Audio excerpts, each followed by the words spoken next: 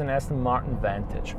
And while being a silver Aston Martin, I will not mention James Bond in this review from this point on. I mean, if you want to be like 007, get tailored suits, go to the gym, take a class in charm, I don't know. But buying one of these, probably not going to help that much. I would rather review this car based on its own merits, and I think this car has quite a bit of merit because, it's a rear-wheel drive sports car with 510 horsepower. Should be fun.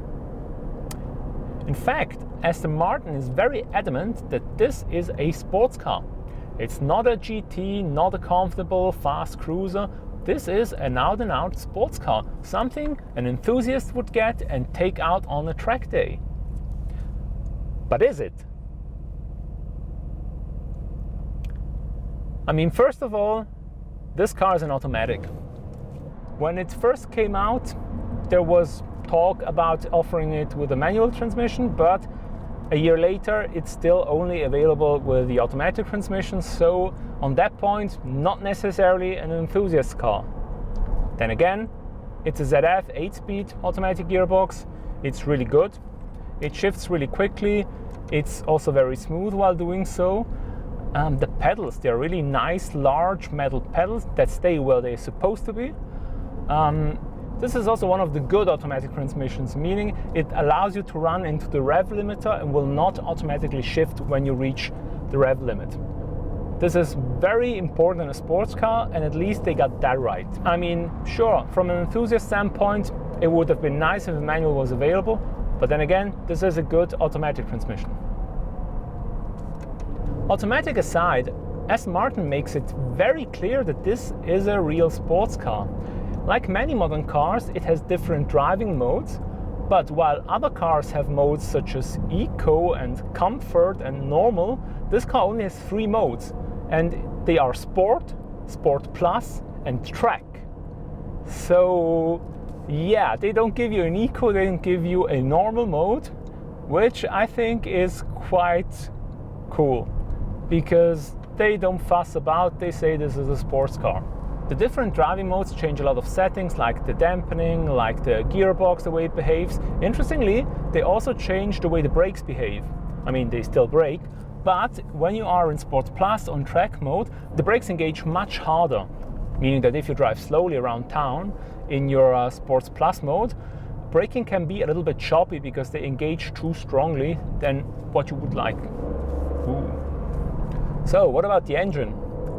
It's a 4-liter twin-turbo V8, which is supplied by Mercedes division AMG, and it develops 510 horsepower, it has 685 newton meters of torque, and all that torque starts at 2000 revs, so the engine has got plenty of power. I mean, really, you just shift for the pure enjoyment of it, but it's also quite rev happy, so you're quite happy doing it. With 510 horsepower and 685 newton meters of torque, the car is going to have pretty decent performance. In fact, it has a top speed of 314 kph and accelerates from 0 to 100 kph in 3.6 seconds. And 3.6 seconds is actually pretty good for a 500 horsepower car, and this is due to the fact that this car is relatively light. It's only just a shade over 1.5 tons, which not only means very good acceleration, but in general, it means pretty good handling because, weight is the handling killer.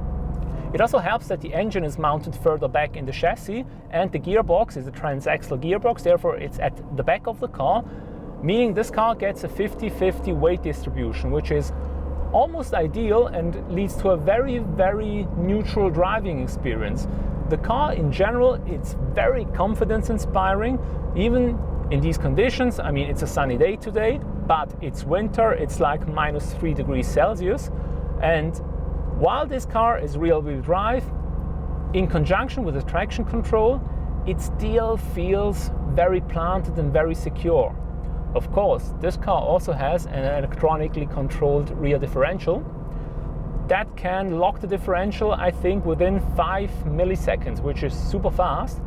And the differential, it also works really smoothly.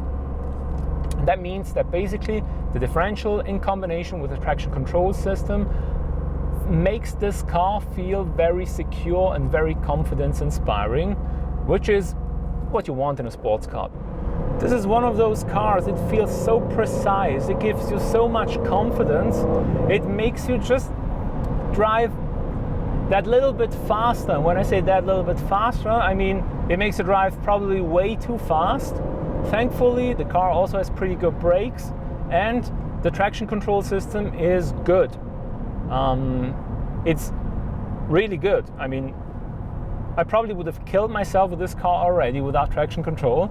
Then again, I don't know if it's even possible to disable it because there is no switch or button to disable the traction controls. So,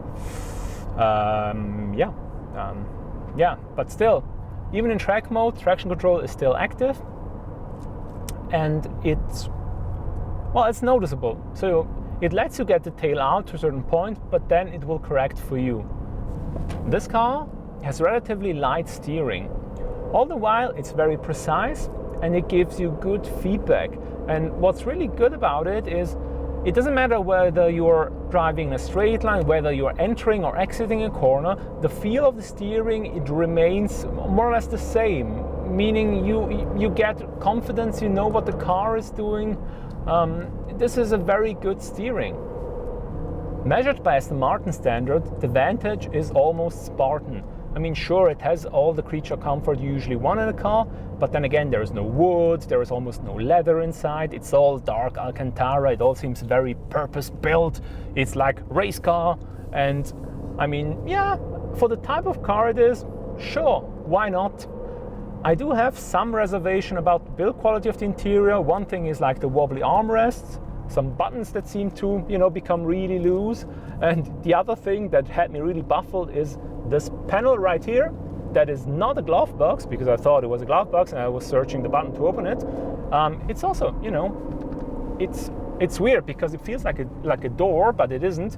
So build quality might not be to the highest standards, but then again, I think this car was not built to be this uber luxurious car with this immaculate interior, but this is still a 200,000 franc car, and the interior is, yeah, it's okay, it's an interior, but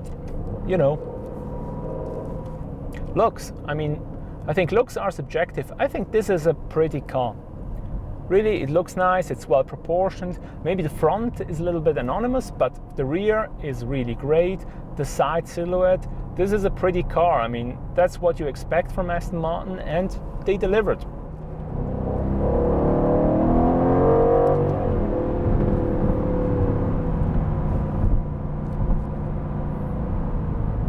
I don't know if you've noticed, but the car makes a rather nice noise.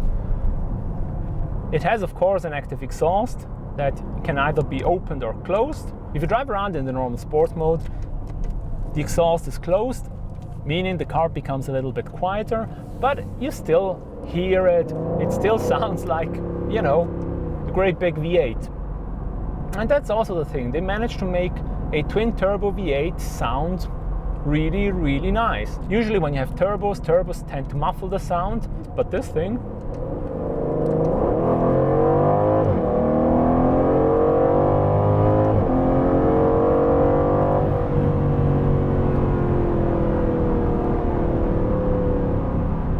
I'd say this car sounds as much as it goes, and it goes. I mean, think about it. This is Aston Martin's entry-level model, and it's got 510 horsepower and does 0 to 100 kph in 3.6 seconds. I mean, okay. But also this goes to show that this is different from most of the rest of the range, which is Grand Touros, very comfortable, very luxurious, fast cars. This is a sports car. Yes, it's got an automatic transmission, but yeah, this is a sports car. And what a sports car!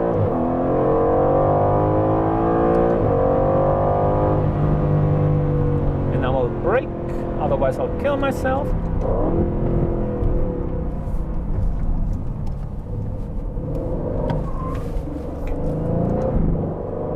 When you think of Aston Martin, you tend to think more of like these heavy, comfortable, luxurious, fast Grand Tourers. And this car is something I would not have expected. An actual pretty hardcore sports car that's a lot of fun to drive. It feels nimble, it feels precise. Wow. Well done, Aston Martin. This is a good one.